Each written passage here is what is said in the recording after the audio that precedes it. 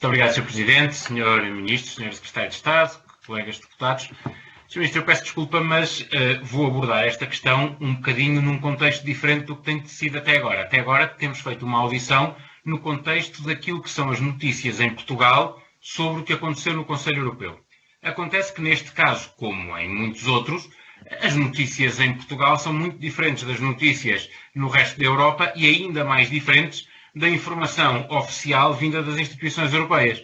E, portanto, convém nós discutirmos o que efetivamente está em causa e discutirmos até com uma clareza que vá para além daquilo que o Sr. Ministro nos habituou nestas audições, que é um contágio perfeito por aquilo que é o otimismo do Sr. Primeiro-Ministro, porque nós agora assistimos aqui mais uma vez a uma questão como aquela que assistimos no quadro financeiro plurianual. Inicialmente nós tínhamos era que discutir com os grandes países, discutir com a França e com todos eles, porque aí é que conseguíamos ir fazer valer os nossos interesses. Isso não correu bem, acionámos o grupo da coesão. Continuam a não correr bem, mas o Sr. Ministro, cada vez que vinha falar connosco, dizia agora é que vai ser ainda melhor.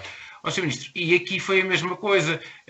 A solução era os Corona Bonds, não vai haver, já toda a gente percebeu que não vai haver Eurobonds como o Estado português defendeu que iria existir, e o que vai existir ainda está muito indefinido. E, portanto, o que nós temos que saber é como é que o Estado português se posiciona para que aquilo que efetivamente vai existir seja positivo para a nossa situação. E como a preocupação deve ser, antes de mais nada, às pessoas, eu começava pelo SURE. Nós já sabemos, o Sr. Ministro falou-nos aqui de ser um dos mecanismos mais importantes, porque é o que responde mais diretamente às pessoas, e, portanto, a pergunta que eu quero colocar a primeira de todas é como é que responde diretamente às pessoas? Como é que o SURE vai chegar a quem, efetivamente, por exemplo, está numa situação, do ponto de vista da sua relação de trabalho, ou de interrupção, ou de cessação, ou de suspensão dessa relação de trabalho? Depois, saber como é que isto afeta questões específicas dentro do mercado de trabalho. Como é que vai funcionar para os trabalhadores por conta de outrem e para os trabalhadores por conta própria? Vai ser igual? Vai haver especificidades? Não vai haver especificidades? Quais vão ser essas especificidades caso existam? Depois, a questão do desemprego jovem. Como sabe, na crise anterior houve um mecanismo específico para o desemprego jovem e o Unemployment Guarantee, perguntar se está prevista alguma coisa semelhante ou não. Depois, outra realidade importante também, em situação de crise e de aumento do desemprego, que é o desemprego de longa duração nas gerações mais velhas. E, portanto, o desemprego, a partir dos 45 anos, vai ou não vai merecer uma atenção especial do SURE. E, portanto, saber como é que este programa se vai concretizar, quer do ponto de vista europeu, quer principalmente do ponto de vista nacional, para poder responder. Depois, a questão da discussão interessantíssima do ponto de vista teórico entre subvenções e empréstimos. Tem muito interesse do ponto de vista teórico, mas tem ainda mais interesse do ponto de vista prático, Sr. Ministro. E, portanto, subvenções não são todas iguais. O dinheiro ser canalizado para o quadro financeiro plurianual depende de que a programas for afeto. O Sr. Ministro, faça-se justiça, falou da importância disso ser canalizado para a coesão, para a PAC, para aquilo que mais diretamente poderá, da parte de Portugal, ter interesse. Agora, o que eu pergunto é que garantias é que tem nesse sentido? Que garantias é que há neste momento, por exemplo, que este empréstimo que a Comissão vai contrair para afetar ao quadro financeiro plurianual será mais canalizado para políticas de coesão do que, por exemplo, para o Horizonte 2020. Há alguma definição nesse sentido? Que definição é essa para que nós tenhamos garantia? Depois, outra questão importante do ponto de vista de Portugal. Nós temos que adequar aquilo que é a resposta europeia àquilo que são as nossas principais necessidades. E por isso eu perguntava ao Sr. Ministro, por exemplo, por um setor de atividade que não tem tradicionalmente uma dimensão muito grande de apoio comunitário, a não ser de apoio ao investimento, que não é certamente o que está em causa neste momento, que é o setor do turismo.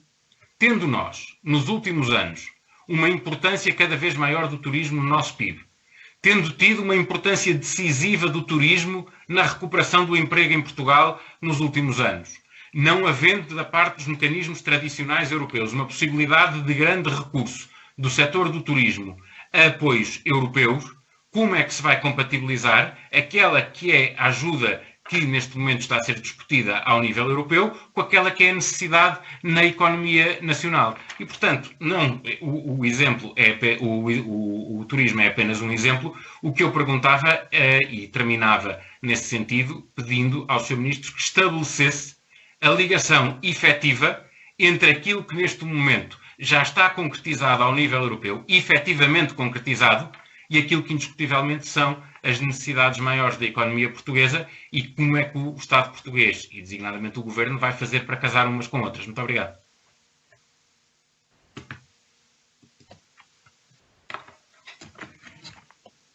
Muito obrigado, Sr.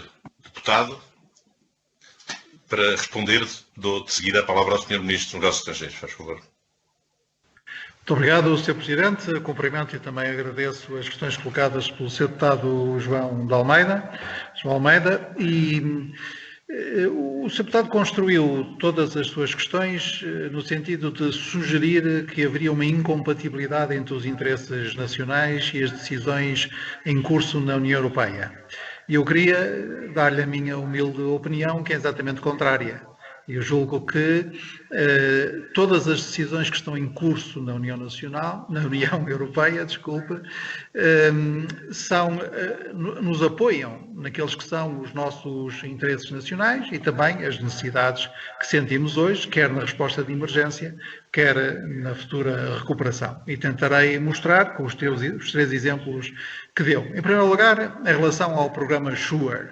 Bom, o ponto em que está, como sabe, os líderes europeus estabeleceram o prazo de até 1 de junho para a entrada em pleno funcionamento dos 3 instrumentos aprovados no Eurogrupo, o SURE, o Mecanismo Europeu de Estabilidade e a duplicação das linhas de crédito do Banco Europeu de Investimento. No que diz respeito ao SURE, estamos neste momento a discutir o regulamento do programa. Mas o que nós sabemos é que o SURE é um programa concebido para apoiar as políticas públicas de emprego dos Estados-membros. Portanto, não é o SURE que desenvolve especificamente esta ou aquela medida em particular. Essas medidas são desenhadas pelo Estado Nacional. O Sr. Deputado do CDS-PP percebe melhor que qualquer outro deputado a necessidade de garantir a soberania nacional em matéria de políticas públicas. O que nós teremos é condições de financiamento a custo muito baixo, porque, mais uma vez, resulta de uma emissão conjunta de dívida assumida pela Comissão Europeia e com garantias dos 27 Estados-membros. Portanto, não lhe chamamos bonds, mas não nos vamos perder em disputas terminológicas, porque nós sabemos que não chamamos para não complicar a vida a nenhum Estado-membro, sabendo que o não chamarmos não prejudica nenhum dos nossos interesses, mas esse montante de recursos disponibilizado aos Estados-membros através desta emissão de dívida por parte da Comissão Europeia destina-se a apoiar as políticas públicas de emprego, formação dos Estados-membros. E esse é que é o ponto. Portanto, não tem determinações específicas para o desenho da medida A, para o segmento B e para apoiar na condição C, mas sim o desenho de apoio às políticas públicas de emprego de Estados-membros, incluindo Portugal.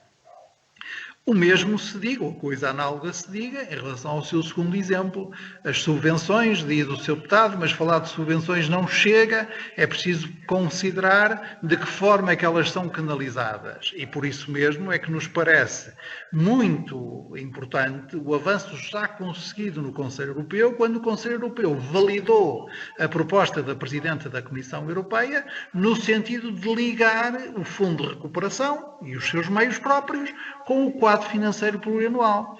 Porque esse permite justamente nós respondermos da forma mais inteligente à natureza desta crise.